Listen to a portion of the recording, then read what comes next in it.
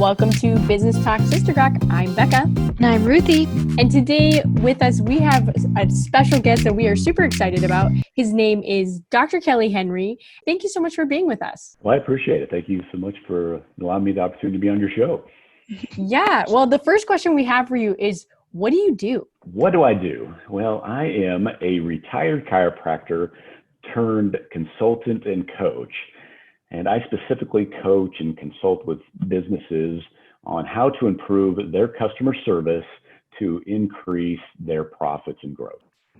That's awesome. And what kind of got you into that? What was your why behind going into consulting? That is a great question. Well, I have been coached for many years. I was thinking back, and I think 2003 was when I first hired my first coach. And I just know the benefits of it. I've seen the tremendous benefits that I had incurred throughout the years with having different coaches. In fact, I still have coaches that work with me now, and I just know the powerful impact that they've had in my life and my business. And so I knew I wanted to do that. The reason I coach and consult on customer service is because that was a foundation principle in my chiropractic offices. That was something we were known for. And I implemented early on in my business and studied and learned and implemented and trial and error and grew and just love it. And I also know the impact it had on my business, but also other businesses and now with my clients. So I just meshed the two together, the consulting and coaching with the customer service. And that's where I'm at now. What kind of background did you start out with? Did you go to college? Did you always want to be a chiropractor? And then walk us through the journey of how you decided that now you're going to move on to something else. Okay. Yeah. That's a great question. I became very interested in being a chiropractor when I was in high school. We had a family friend that was a chiropractor that obviously talked it up and piqued my interest in going to college. I decided, yep, that's what I was going to do. Went to college my freshman year, and I didn't fail out, but I really did terrible. And I decided to take a semester off, probably give up on chiropractic, broke my mom's heart. I started working for a landscaping company, and this is in Colorado. So this was going into the fall and winter of the year. And so for about 5-6 months, I was shoveling snow, raking leaves, being out in the cold, doing manual labor. And after 6 months of that, I decided, you know what, this college thing isn't so bad.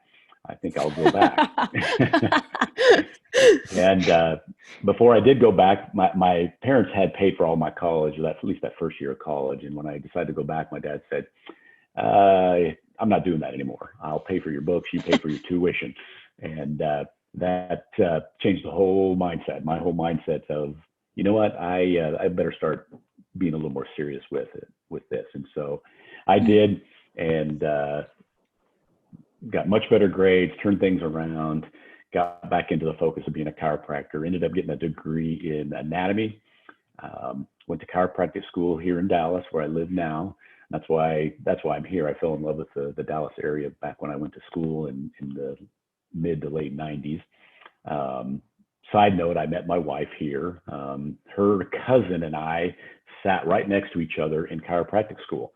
And, you know, funny thing, how God works things out in our lives. But she was living here and working, and we met, and she had to have me, and so we got married. Or I had to have her, one of the two, something like that. But we've been married almost 25 years. Congratulations. So, That's awesome. Well, thank you. So I'll make it a long answer to a short question, but so I graduated chiropractic school and went to Phoenix for a year and just did terrible, complete disaster.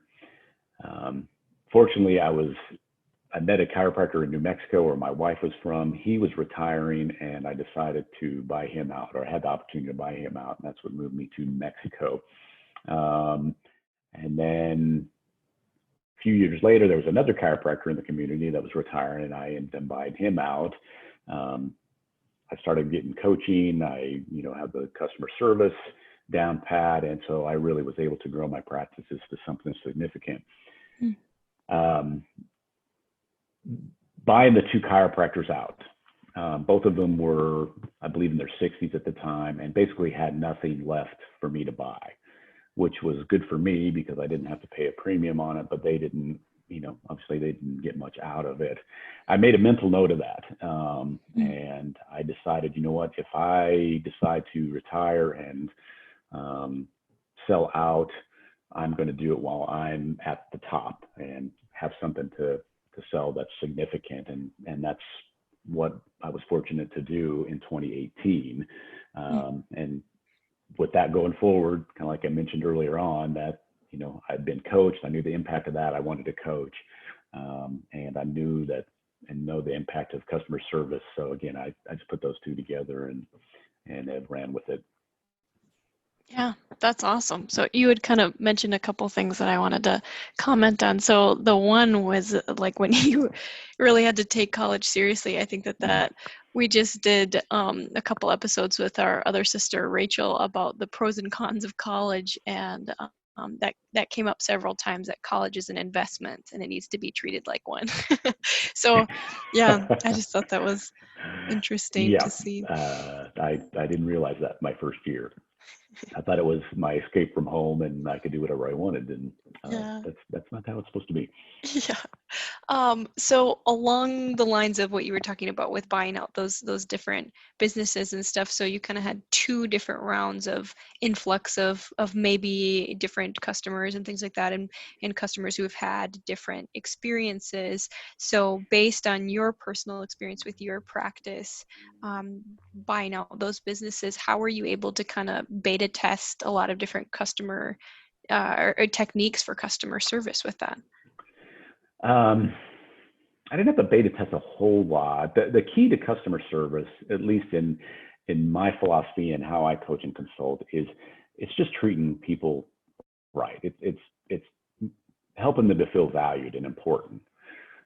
So it didn't matter that I took on this chiropractor's patients or this chiropractor's patients. They still wanted to feel valued and important from me and my office staff. So that wasn't a big deal. Something that's a little off, not necessarily aligned with customer service, that I learned, and I wish I would have known going in. I tried to be everything to those other chiropractors' patients like they were, and tried to mimic them. And that's just impossible. That's not what I did. That's not who I am. And it was very frustrating for them and certainly for me. And I finally realized, you know what, this is what I do. This is how I do it. I'm sorry I can't do it like Dr. So-and-so, but you're with me now. We're going to value, we're going to take care of you, but you're just going to have to get used to the way I do things. And that was somewhat of a large learning curve for me to undergo as I took on these two practices. I know that, so when we had originally connected and everything, and Ruthie wasn't able to be a part of that conversation, but one of the things that you really touched on, and that's why I was like, oh, this is what we're going to call this episode, is you said you came across some data that you were saying, hey, like if you can just do this, it's going to totally increase sales by this amount. Because, and I think you mentioned like a Harvard business study or something. Could you tell us about that and like what really set you on that track originally? Absolutely. Well, before I get to the stat, this is what happened in my office. Was I was so focused on acquiring new patients, just always new patients. I need more new patients to grow my business, and that's good. We all need new business. We all need to acquire new customers. That's part of business and part of growth. But I didn't see and I didn't focus on what I needed to do to keep those patients in my business as much, and make sure they continue to feel valued and that were important to my business. That is my whole philosophy now on my coaching and consulting with businesses, is let's focus on retention. And that goes to the stat you are referring to. It was a study done by Harvard Business School. And what they found out is if you will just increase your customer retention, and it's done by improving your customer service, but if you'll increase customer retention by just 5%, just keep 5% more customers buying from you, repeat sales, continue to do business with you, it can lead to 25 to 95% increase in profits. So Wow. just a measly 5% can lead to just phenomenal profits. That's my whole purpose and my coaching philosophy and the principle that I try to get across. Mm. Let's just improve your customer service enough to bump your retention rate up by 5%. And often it's way more than that once we get the program in place and implemented, but just a measly 5%, and then just watch it, what happens, and how this will affect your bottom line and the growth of your business. So I guess the question that we have definitely, as we've seen you go through this journey, before we move on to how do you do your current business, that we're really wondering about is when you said, okay, now I'm going to make this goal to do really well so that when I'm at my prime, that's when I'm going to sell.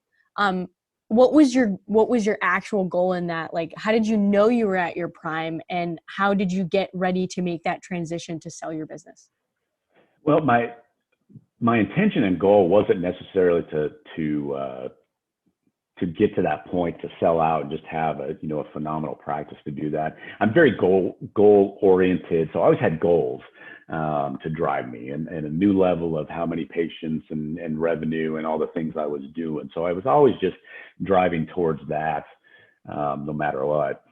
When I got to the point where I knew that it was time to sell out and just felt like I was led to do that, my body was starting to break down a little bit. I had a high volume practice, so I was treating between 350 to 400 plus patients a week. So, and I loved doing it, but I was feeling the effects on my body from that on my neck and upper back and my shoulders. So, again, I knew it was time, and felt like I was led to go ahead and sell things out. My goal at that point, once I determined that it's time, was if I was a young chiropractor coming in that was going to buy my practice, I would personally want something, yeah, I have a lot of success, but I would want something that is just, basically I just have to turnkey, walk in and take over for me. And so I started looking at my practice very objectively, and okay, where are some weaknesses? Where are some things that I need to improve upon? Where can I shore things up? So this doctor coming in is just going to have basically he's guaranteed success because I've just set him up for that by the way I ran my practice. And unfortunately, that's what happened. The doctor bought me out. Dr. Richard Abercrombie is phenomenal. He's been great to work with. We get along tremendously, and he's just taken off. And actually, he's growing the practice above and beyond what I had. So that was my mindset. Is just I want something just phenomenal for somebody to walk into, so they can be successful and basically have the same success and feel the same success that I felt and had as I went through my journey. So now you're doing consulting in customer service. So how do you do that? That's a great question. Basically, I get with a client when they hire me on, and we do an in-depth audit. I have a very specific program that I'll take them through, and it's called the 5% bump program, based on the stat that I mentioned just a moment ago. And so we just go through and find, the good and the bad of where they are in their customer service for their business. And there's usually a lot of places where there's holes. Well, we'll implement first the areas that are going to make the greatest impact the quickest. And so we can get some momentum going, some success going, some profits increase going, and that always excites the client. And then we'll work through the rest of my program.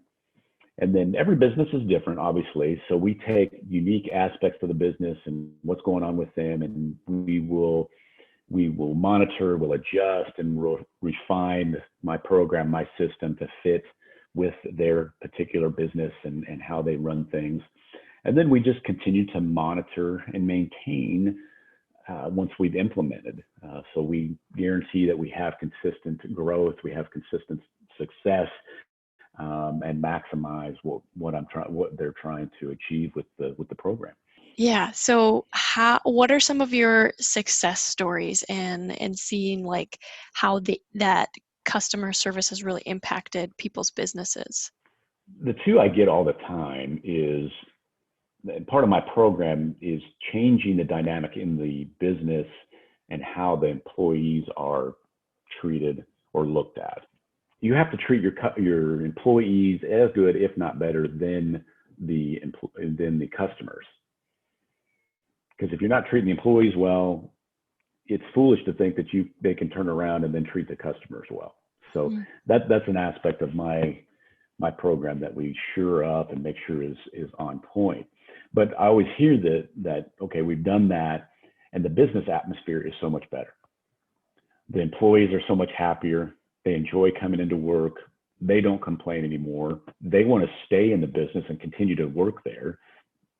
So you're retaining employees as well, which, that saves on trying to hiring, and that can be a huge headache, and the cost of training and the things that go along with that. So, it's just, I hear that a lot where it's, man, just the business as a whole is doing great, but just how the employees are working better, it just makes it such a more enjoyable place to work. Everybody's happy.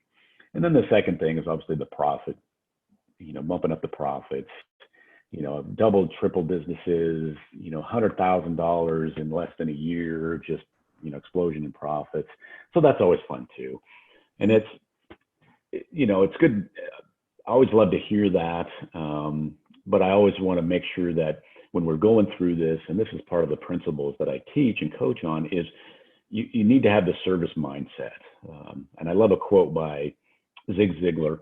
He says, or he's quoted as saying, you can have everything in your life you want if you'll help enough others get what they want. So we always want to bring it back to customer service is about serving. So you got to remember that, serve first, and then you can have the profits, you can have the growth, but let's focus on the serving. A lot of businesses, they focus on the sales and they have the sales mindset all the time. What I try to get my clients to understand is let's have the service mindset and you'll have more sales. The key to creating a better office environment, and I was guilty of this. So just to give a little story here, there was not a long time, but there was a period in my chiropractic offices where I only thought of my employees as liabilities. They were only there to get a paycheck. They were only there to do the bare minimum, and it was my job to make sure they were on task all day, every day. And as soon as they messed up, I needed to, make sure it was corrected. And it was because of one of my coaches finally called me out on it and said, hey, listen, you got to quit doing that. You need to start looking at your employees as assets and start focusing on the good they're doing, because they are doing way more good than they are doing bad. And that was a game changer for me once I started recognizing that and having that attitude. So that's a key component, is to look at the employees as assets and start recognizing all the good they're doing, but not only recognizing it, but make sure you are telling them they're doing a great job and tell them they're, hey, you did a great job here, and I really appreciate you doing that, and you're doing so fantastic here, and you want to continue to do well. They appreciate the compliments. They appreciate being recognized for doing good work, and that just fosters that mentality of them being an asset, and again, showing value to them, which the customer or the employees can then in turn show value to the customer. What does it look like to help streamline that customer service to kind of get more reviews for your business? Everybody loves Google reviews, and that's fine. That's a great way to do it, and it helps bring up your rank in your online profiles and different things like that. So that's great to be able to do that. One thing that's interesting, though, I found is so many businesses will ask customers for a Google review, some kind of review, after their first interaction. And that kind of gives a false sense of reviewing. I call it the honeymoon phase. If a customer's only had a couple interactions with you and they give you a 5-star rating, okay, that's well and good. If you go back to that same customer after they've dealt with you for 6 months, that's where the review may not be so great, especially if you don't have great customer service. So you have to be real careful with that. What I also find though is when you are on task with great customer service, exceptional customer service, it's real easy to ask for reviews and they'll, your customers will do it, but you're also getting referrals.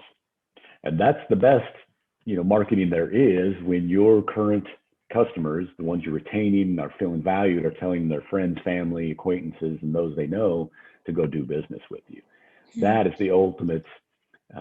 That is the ultimate compliment. That's the ultimate people that you want to get in your business, the new customers, the referred customer. And that's really the ultimate review that you want. And that tells you you're doing pretty good when the referrals start spiking, you're doing something right at that point.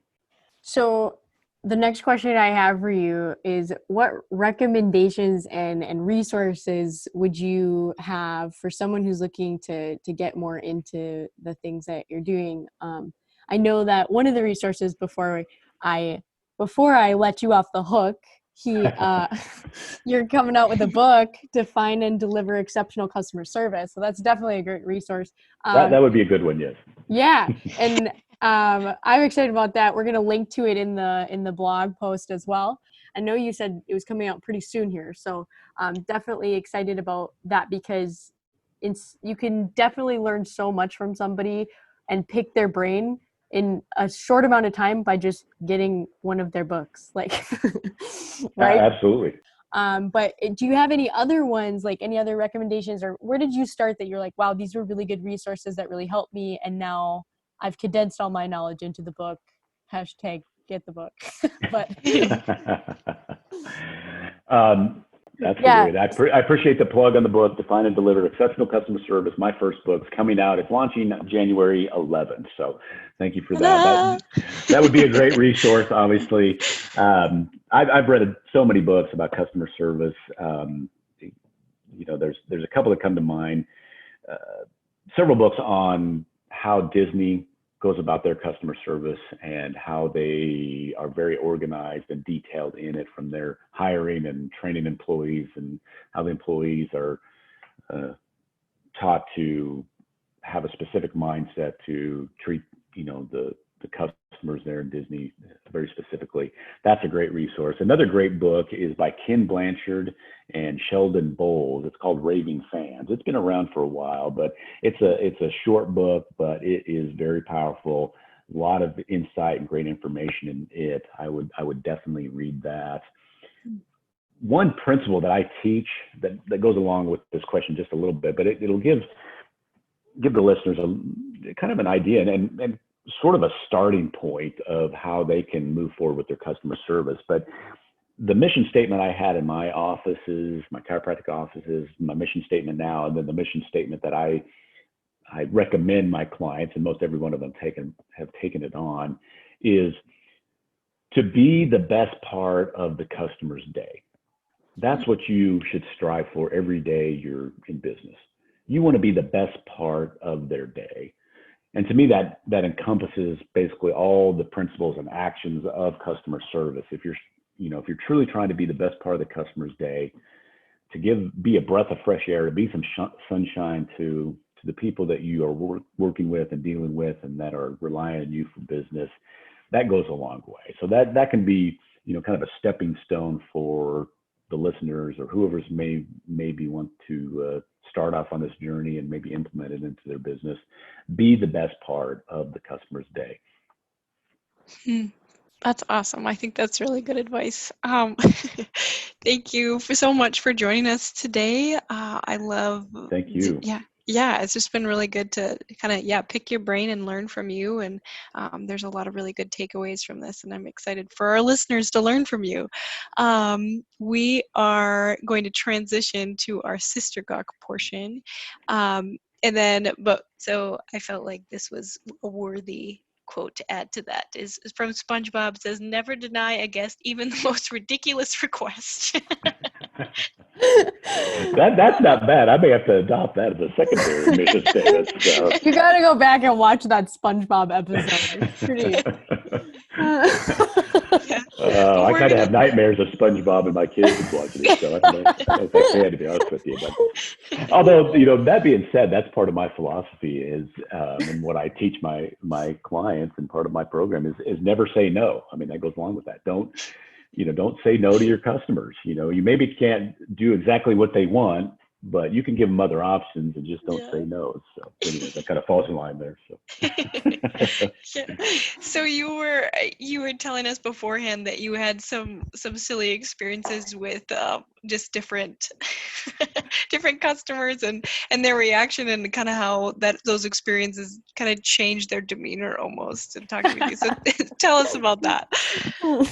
Well, I get this question fairly regularly from people who know I'm a chiropractor. They'd ask, do people ever pass gas when you're adjusting them?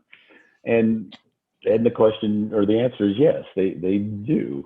You're pressing on their bodies and whatnot. It just happens.